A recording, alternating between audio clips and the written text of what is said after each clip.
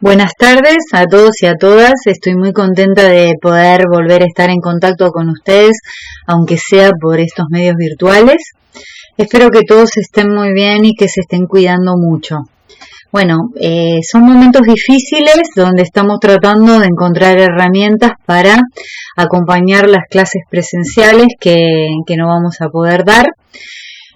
Y espero que sean piadosos y piadosas conmigo porque esta es la primera vez que utilizo estas herramientas y que trato de llevar adelante una clase por estos medios. Gracias a mi hijo Samu y al trabajo en conjunto con Olga y con Sandy, estamos organizando una forma de acompañar el estudio de ustedes con videos. Y ahora en este momento estamos usando un programa que se llama SM Recorder y ese programa permite que podamos seguir una presentación con la cual se daría una clase presencial con un video que transcurra simultáneamente en pantalla. Lo que vamos a hacer hoy es rescatar algunos conceptos de la clase pasada, de la clase del 14 de marzo, del módulo 1, que son los orígenes y fundamentos de la economía social y solidaria. Si ustedes se ubican en el material de estudio, este material corresponde a las páginas 1 a 14.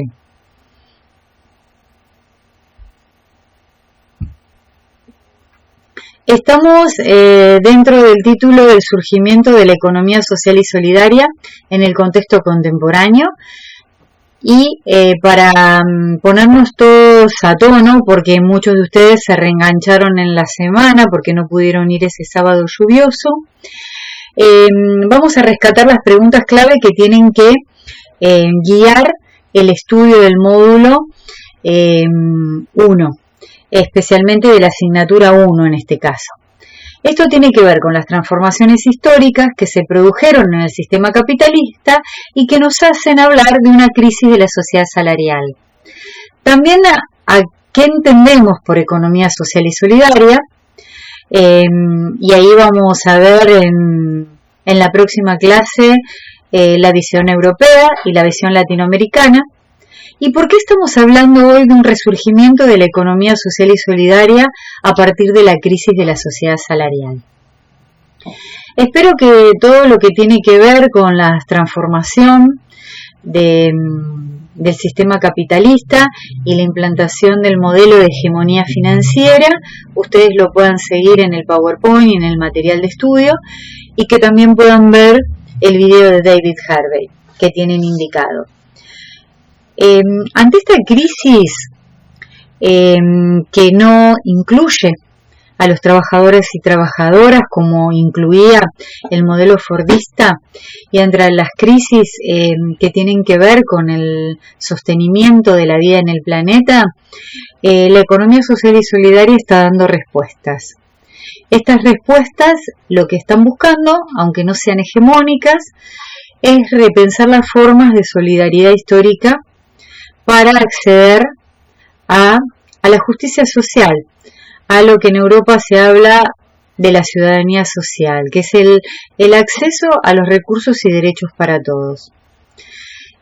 Estas respuestas de la economía social, como trabajamos la clase pasada, llevan a que se conformen nuevas identidades colectivas, a que haya reivindicaciones novedosas, a través de sujetos colectivos que no son los sujetos históricos que han venido necesariamente luchando por los derechos de las clases trabajadoras, sino que son nuevos sujetos y que surgen muchos de ellos a partir de la exclusión del mercado de trabajo, que, como dijimos la clase pasada, preferimos llamar el escenario socioeconómico, ya que mercado remite a la idea de que el trabajo es una mercancía. En este contexto, la economía social va a poner en agenda una forma de solidaridad socioeconómica muy potente. Y es esta forma la que vamos a analizar. En el PowerPoint ustedes a continuación tienen distintos conceptos de la economía social y solidaria que les pido que ustedes puedan leer, pensar cuál es el que más los representa o el que más tiene que ver con las experiencias que están teniendo, y esto sea parte de lo que puedan compartir en los foros. A continuación, nosotros les enviamos un enlace para que vean un video de Rodolfo Pastore, un video que habla de las dimensiones plurales de la economía social y solidaria, que vamos a repasar muy rápidamente.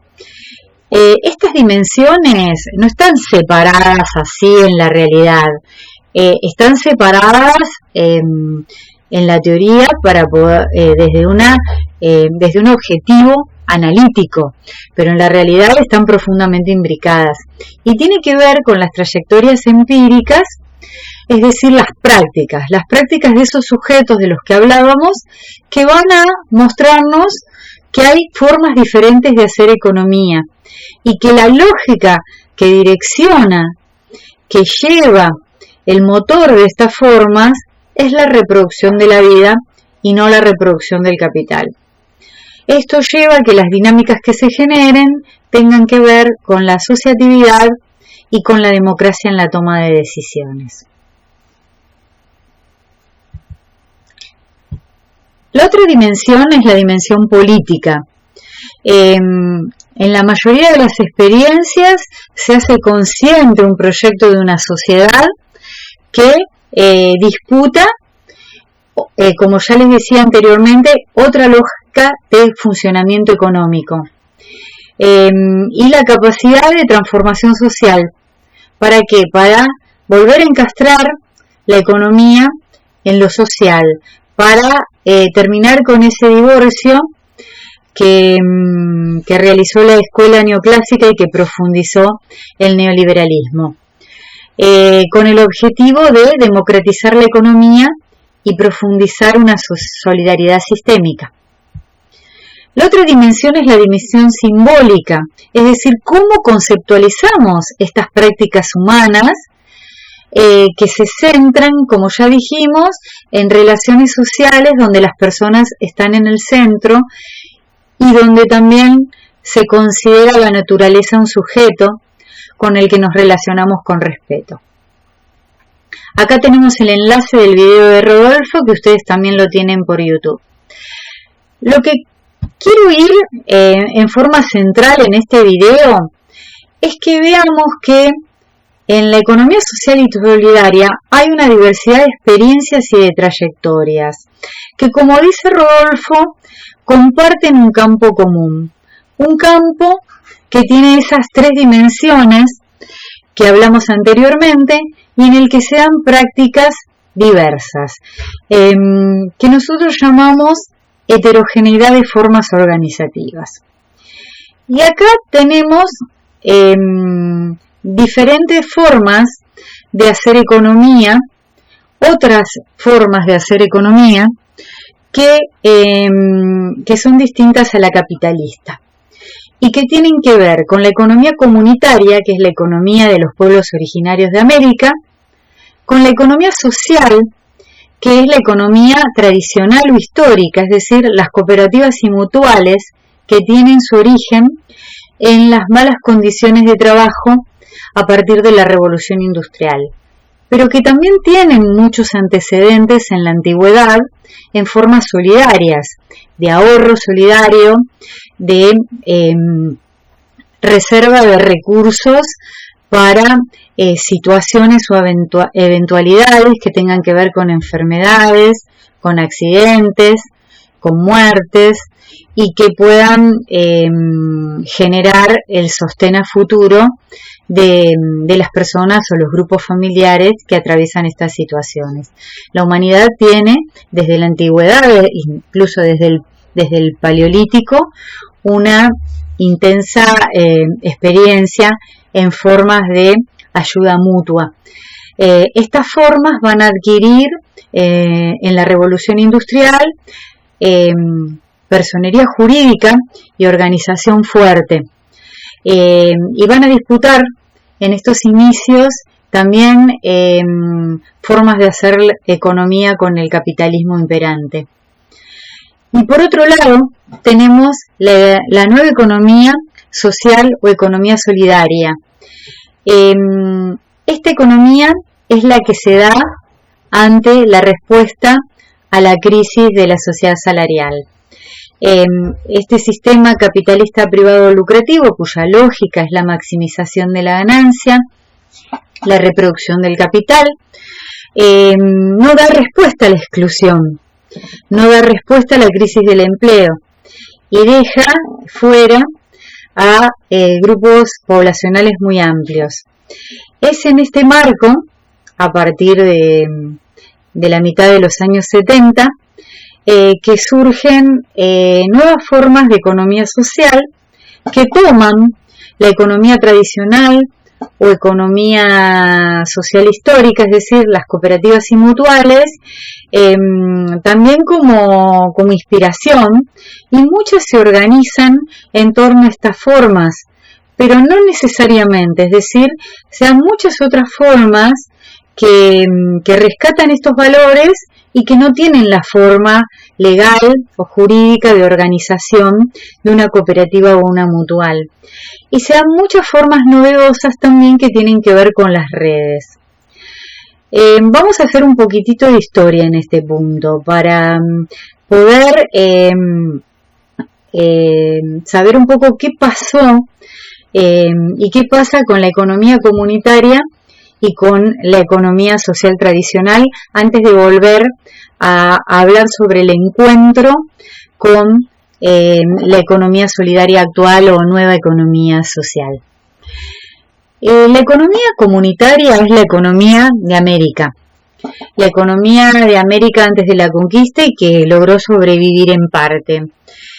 Esta economía tenía formas de producción y de reproducción de la vida que podemos visualizar en el Ayllu, en el Ayni, en la Minca y en la Mita.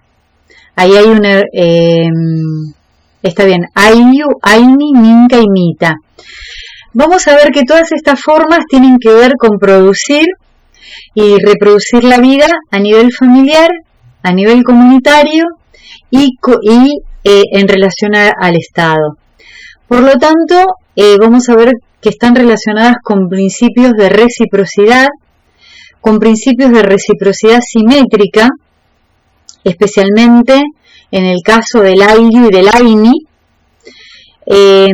y con principios de reciprocidad jerárquica o redistribución en el caso de la Minca y de la Mita, donde hay una autoridad central que redistribuye.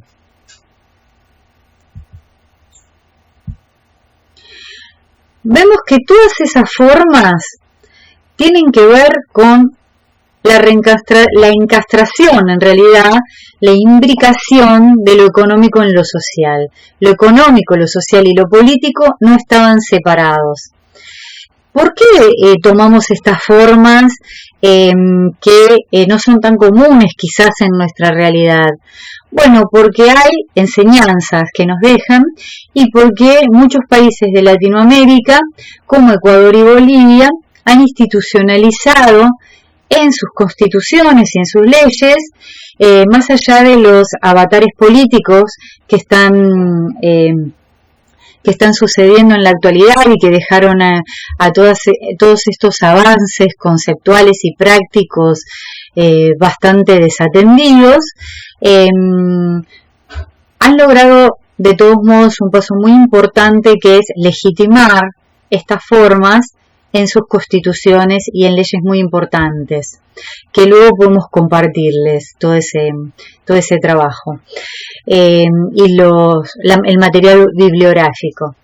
¿Cuál es el objetivo de reencastrar lo económico en lo social? El objetivo es avanzar hacia la lógica de la economía social y solidaria, una sociedad más democrática, comprometido con el desarrollo integral y con la libre determinación de los pueblos.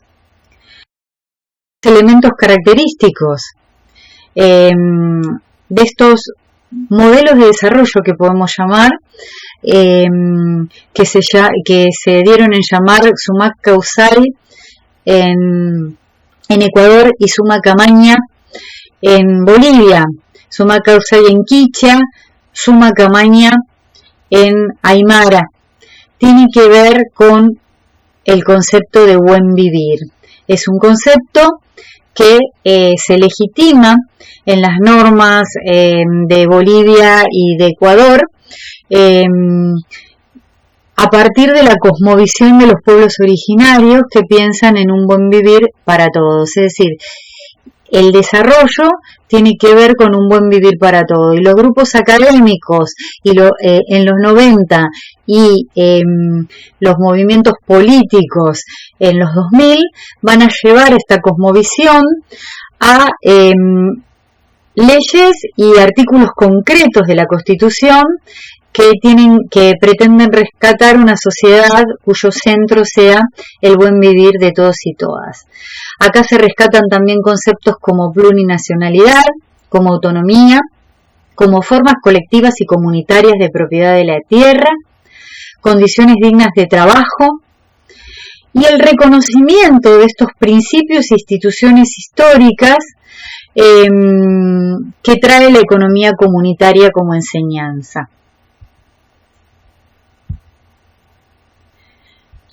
Antes de ir a la economía tradicional europea, a la economía social, cooperativa y mutual, vamos a hacer como una síntesis de cuál es la cosmovisión de esta economía comunitaria.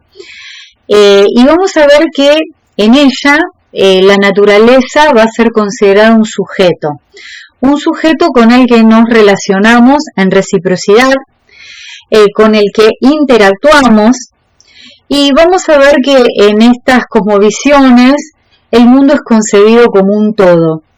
Este todo tiene un orden moral que es sagrado, y esos principios son directivos de la economía. Es decir, la economía no está por encima de esos principios que tienen que ver con una cosmovisión originaria. Esta economía, a pesar de que la conquista a partir del siglo XVI la desarticuló y produjo cambios estructurales que tuvieron que ver con la subordinación de estas culturas originarias y con la instauración de la economía capitalista, sigue perdurando en las prácticas de campesinas, en las prácticas especialmente en los países andinos, y estas prácticas también siguen vivas en aquellos que emigraron a las ciudades y que producen, que implementan emprendimientos, que tienen talleres y comercios, que tienen cooperativas, espacios de recreación, servicios y bienes comunitarios y también de salud, y que están guiados por principios y prácticas cuya lógica no es la lógica de maximización de la ganancia. Entonces, todas estas prácticas que siguen vivas son una base muy interesante para la construcción de una economía popular solidaria, en vínculo con la economía comunitaria. La economía comunitaria, para cerrar esta parte, podemos pensarla de esta manera. No es una economía que surgió como respuesta a la exclusión, porque todas las personas estaban incluidas en la sociedad precolombina, estaban incluidas y podían comer y satisfacer sus necesidades, sino que es una economía que era la forma de organización de los pueblos originarios de América. No está muerta, no es solo parte de la historia, sino que sus principios y sus valores y sus prácticas siguen vigentes.